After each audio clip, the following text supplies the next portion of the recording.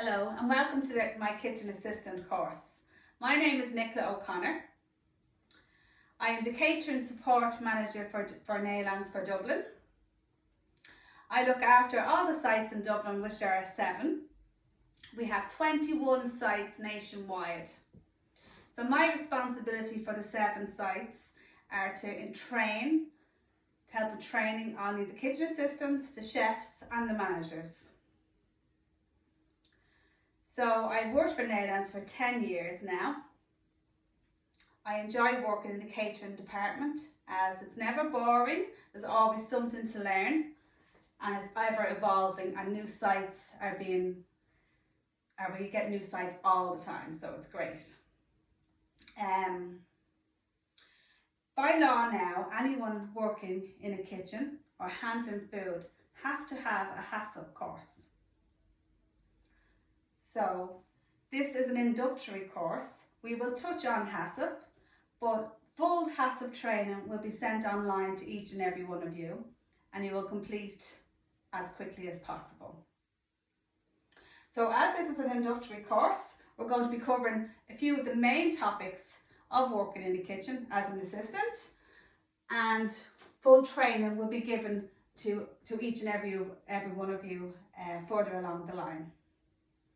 So in Naylands, we have great opportunities for training and upskilling. So for instance, as you are kitchen assistants, you can further train to become a chef or a cook, and all training is provided. We like to promote within the company, so it's really good opportunities for everyone. I myself started working for Naylands as a kitchen assistant, and look at me now, you know. So this is our agenda for the course. We have week 1, we're going to do food and hygiene, introduction to food hygiene. Week 2, hand hygiene and Legionella control. Week 3, cleaning and disinfection. Week 4, waste management. Week 5, allergens. And week 6, recapping on all the course. So we're on week 6 at the moment. So food allergens. This is a very important aspect of working in the kitchen. As you know, there are a lot more allergens and more people are allergic to certain products. This may come down to basic dietary conditions. Also pollution can be a factor in allergens, and us being less susceptible to microbes, like as in we're not used to having more sort of, what way would I say, we're not used to being more exposure to pollutions and microbes as things have progressed. So would you like to introduce yourselves to each other? Yeah, my name is Corey. Hi Corey, welcome. And Darren we met earlier on. Yeah. Hi Darren, welcome. I'm Kerry. Oh, hello Kerry, and welcome. Thanks very much. Thank you all very much for that. In about 20 minutes we'll take a break for about 10 minutes if that's okay with everyone. Great, okay. So, food allergens. So sometimes symptoms of food allergens can be very minor. You can have redness of skin, you could have come out with a rash, you could have hives. More severe cases of allergens are shortness of breath and of course anaphylactic shock. So people that have more severe reaction to allergens, most people carry an EpiPen now. So it's very important that everybody is aware of allergens in the kitchen. By law now, all restaurants and takeaways have to state all their allergens on their menu, and this is to cover themselves by law and to give all the information to every customer so we know what we're eating, and this is the way it should be. So these are our 14 food allergens. Okay, so we have gluten, So gluten is found in a lot of products. And we'll get into that now in a minute. We have celery. We also have tree nuts, fish, soy, sesame, peanuts, crustaceans, eggs, molecules, milk, mustard, sulfur, dioxide sulfates, which I find very hard to say all the time, and lupin. Now, can anyone tell me where gluten will be found?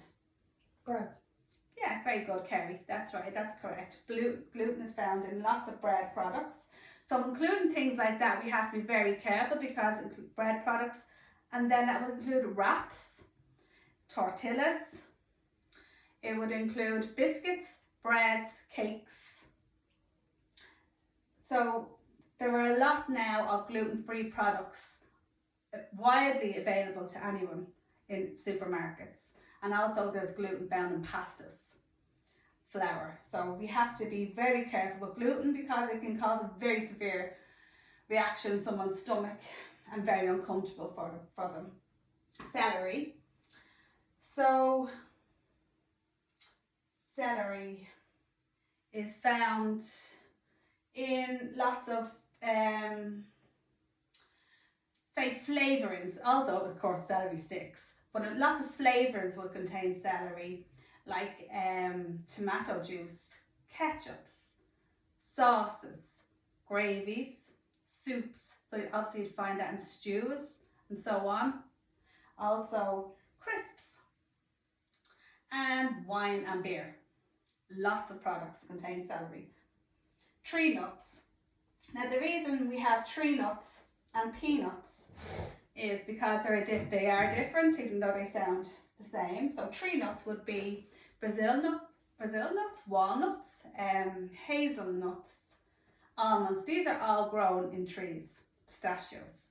That makes it different than peanuts because peanuts are grown under the ground. So this is why we have a difference of that. Fish, well, that's fish, so that's self-explanatory. Sesame, soy.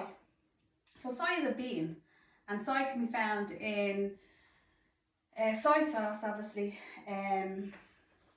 soy oil, soy flour. Sesame is like sesame seeds you'd see on top of your rolls, but that's also an oil. So you can see that there's sesame oil, and and then of course there's sesame. Peanuts, we explained earlier. Crustaceans, eggs. Now there's a lot of products that will contain eggs that you wouldn't even really think of, so that's very important to look at your labels. Molluscles form a shellfish, milk, and of course a lot of products would contain milk. You have your yogurts, cheese, sauces, lots of things, so it's very, very important. Mustard, sulfur dioxide sulfates. Does anyone know what that is? Okay, so that is found in dried fruits. This is in the process of drying out fruits. So you'd find it in raisins, sultanas, prunes. It's also found in meat products. So this would be sausages, meat products that have things added to them to bulk them up, to make them into a different product. Obviously because pork is made into sausages. There's different things goes into it. So that's that. And lupin is a bean. Lupin is found in lots of baking products. So lots of flours will contain lupin, and pastas, things like that.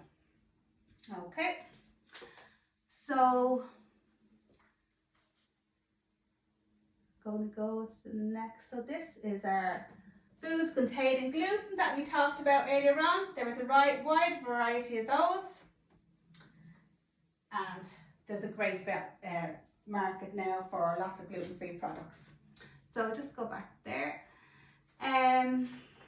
What was next? Now, so the storage of products of allergens is very important. So you get a delivery in and you have different types of flour, you have different items, and you have a dry store room. So to keep the information of the allergens is very important. It's always important to keep the actual label of the product. So this way you can go back and it's clearly in front of you, so nobody is going to make a mistake in case somebody like Darren makes a mistake and writes something different on the label, the packaging. So for instance, if you get a delivery of designated coconut, don't take the coconut out of the packaging and put it into a container. Keep the whole package, put the whole package in a container and seal with a lid. And then on your container, you can write the day of opening and the date, the use by date. But we can see in that container then that your whole information is there. It's easier for you. Storage of these products should be kept on separate shelves. We should have nut products on a specified shelf. Also, any other allergens. So on the labels of products, you often see this may contain nuts. This doesn't mean that there's nuts in the actual ingredients. This means that the manufacturer might be making multiple products and nuts could be in the air, as it will travel in the air. If you sit beside someone on an airplane and you have a severe allergen to nuts, if someone eats nuts, it's more than likely you will be affected. It will affect you. So this is why the manufacturers are keeping themselves covered by law by saying it may contain nuts. Doesn't mean that they actually have nuts. So this is in the process of the manufacturing. It shows you how important it is then for you to store your products to make sure that you are keeping everyone safe and yourself safe. If you're the only person working in the kitchen and these aren't stored correctly, you will be liable if someone gets sick. It will be your fault, unfortunately. So for that's it. What's next? So, has anyone any questions about allergens? I do. Okay, Dan. I'd like to know what crustaceans are. Okay, oh good. Crustaceans are shellfish. So they would be crabs.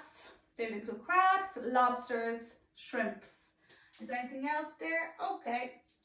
Yeah, shrimps, lobs. Yeah, that's it. Prawns. Very good, Darren. Anyone else?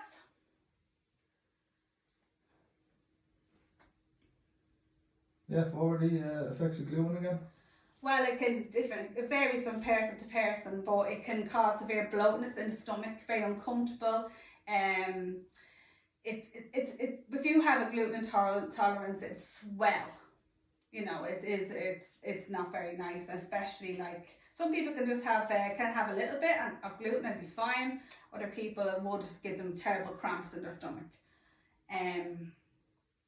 The more severe cases of allergic reactions, one of them is, apart from anaphylactic shock, would be vomiting and diarrhea. So it's not very pleasant to have any allergic reactions to anything really. So celery, we covered celery, milk products. Anyone else? Could you explain what lupin is? Lupin, oh yeah, no problem. So lupin is a bean and is found in a lot of